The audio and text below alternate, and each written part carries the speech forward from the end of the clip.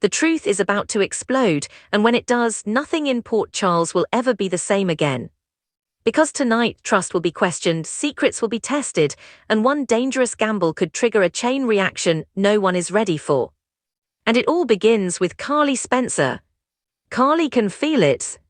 That gut instinct she's learned never to ignore is screaming louder than ever. Something is off. Something is wrong. And worst of all, it's connected to Sonny. She doesn't hesitate. She doesn't second guess. Because when it comes to Sonny Corinthos, waiting too long has never ended well. So Carly steps in with a warning. Not a suggestion. Not advice. A warning. And the moment she looks Sonny in the eyes, you can feel it. This isn't just concern. This is fear. Because Sonny is about to make a move that could cost him everything. And Carly knows exactly where this is headed. But the real question is, will Sonny listen? Or is he already too far gone? Across town, another storm is quietly building. And this one is deeply personal. At General Hospital, Stella Henry has had enough. She watches Portia stuck in the same emotional loop. Thinking, overthinking, and hurting. Again and again. Stella doesn't sugarcoat it. She tells Portia exactly what she needs to hear. Snap out of it. Because while Portia is stuck in the past, Curtis is moving forward. And not just moving forward. He's reconnecting with Jordan. That truth hits harder than anything. And suddenly everything shifts. Because Portia realizes something painful. She's been waiting.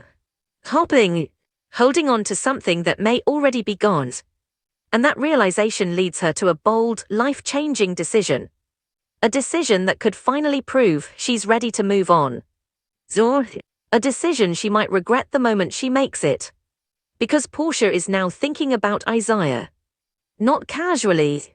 Not slowly. But seriously. What if she asks him to move in?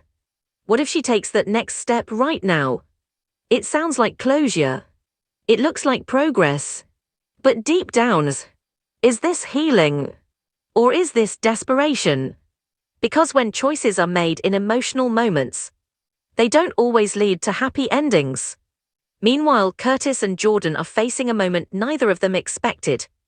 A moment filled with quiet tensions, unspoken feelings, and one very heavy question. Jordan took a test that could have changed everything. But now, the truth is finally out. And it's not what anyone thought. Curtis looks at her, searching for something. An answer. A reaction. A truth she might not want to admit. And then he asks the question that changes the entire tone of the room. Were you disappointed? It's not just a question. It's loaded. Because what he's really asking is, did a part of you want this? Did a part of you want us? Jordan pauses. Because the answer isn't simple. It's layered, complicated, and deeply emotional. She admits something surprising. She wasn't heartbroken. She wasn't devastated. She was relieved. Relieved because of the risks. Relieved because of the complications. Relieved because a baby would have tied them together in a way neither of them is ready for. But even as she says it, there's something unspoken hanging in the air. Because relief doesn't erase possibility. And sometimes, what doesn't happen can still change everything. But while emotions are quietly shifting, danger is starting to rise somewhere else. And it begins with a decision Sonny makes that no one saw coming. Sonny Corinthos is changing his legal strategy. And not in a small way. In a big, risky, and potentially explosive way. Because Sonny is bringing in Rick Lansing. Yes, that Rick. The same man with a long, complicated, and often dangerous history.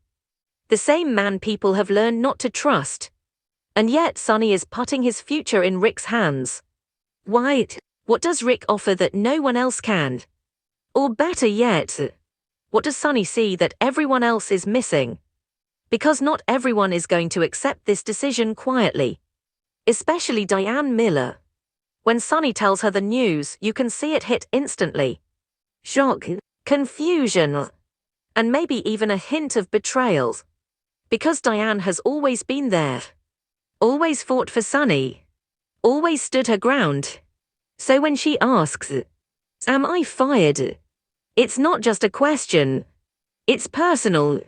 Sonny quickly reassures her. No, she's not out. He still needs her. Still trusts her. Still values her. But even with those words, something has shifted. Because bringing Rick into the picture changes everything. And Diane knows it. She knows this isn't just a new strategy. This is a gamble. And in Sonny's world, gambles don't come without consequences. And if that wasn't enough, Carly is about to make things even more complicated. Because she doesn't trust Rick. Not even a little. Their history is messy, painful, and filled with reasons to stay far away.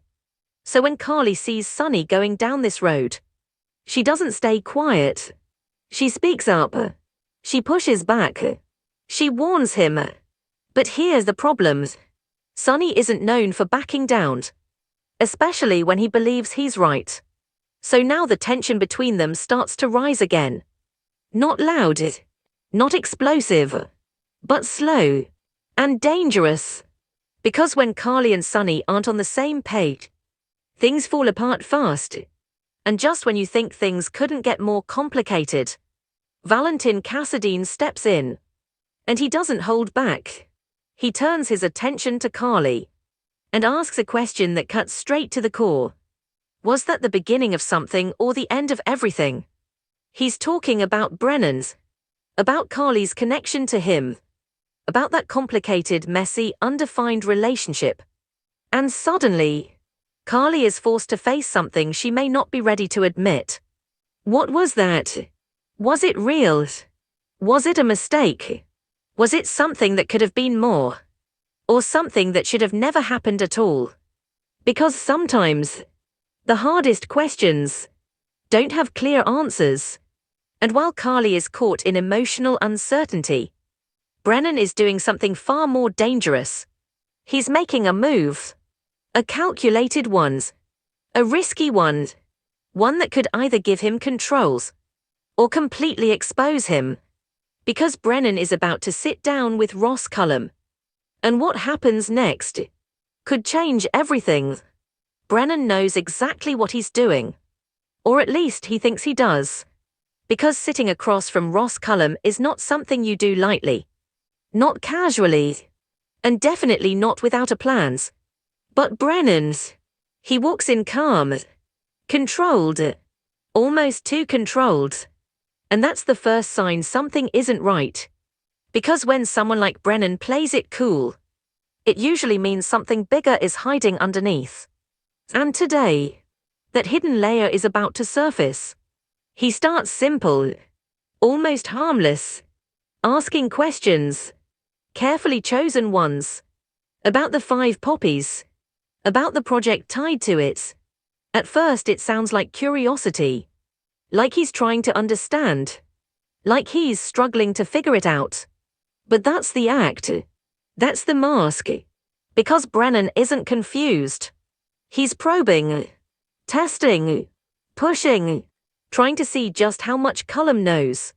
And more importantly, trying to see what Cullum doesn't know. But here where things start to shift. Because Cullum isn't a fool. Not even close. And the moment Brennan keeps digging, keeps circling back, keeps pressing just a little too hard, Cullum starts to notice. Something feels off. Something doesn't add up. And suddenly, the balance of power at that table begins to change. Because now, Cullum isn't just answering questions. He's watching Brennan's, studying him, reading between every word, every pause, every look. And that's when the real danger begins. Because Brennan decides to take it one step further. He leans in and says something that could either sell his act or completely destroy it. He claims he couldn't crack the case. That he hit a wall. That maybe, just maybe, Cullum is the one who can figure it out. It's clever. It's strategic. It's designed to stroke Cullum's ego. To make him feel in control. To make him talk. But instead, it does something else. Something Brennan didn't fully expect. It raises suspicion. Because if Brennan couldn't crack it, then why does it feel like he already knows too much? Why does it sound like he's not guessing, but confirming? Why do his questions feel less like curiosity and more like traps? Cullum's eyes narrow. His tone shifts. And just like that, the conversation turns. Now it's no longer Brennan in control. Now, he's the one being tested. And this is where things get dangerous. Because when a man like Cullum starts asking his own questions, there's no easy way out. No clean escape. No second chances. Every word matters. Every reaction counts. And one wrong move could expose everything. Back across town, the emotional fallout continues to build. Because Carly can't shake the feeling that something bigger is coming.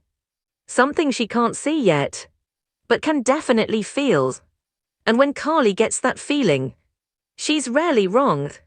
She replays the conversation with Sonny in her head. Every word, every look, every moment he refused to listen. And it bothers her, more than she wants to admit. Because this isn't just about Rick. This isn't just about old history. This is about trust. And right now, that trust is cracking. At the same time, Sonny is standing firm in his decision. To him, this isn't reckless. This isn't dangerous. This is necessary. He believes Rick has changed. Believes people deserve second chances. But deep down, there's a question even Sonny can't fully ignore. What if he's wrong? What if bringing Rick in isn't a solution, but the beginning of a much bigger problem? Meanwhile, Diane is left to process everything.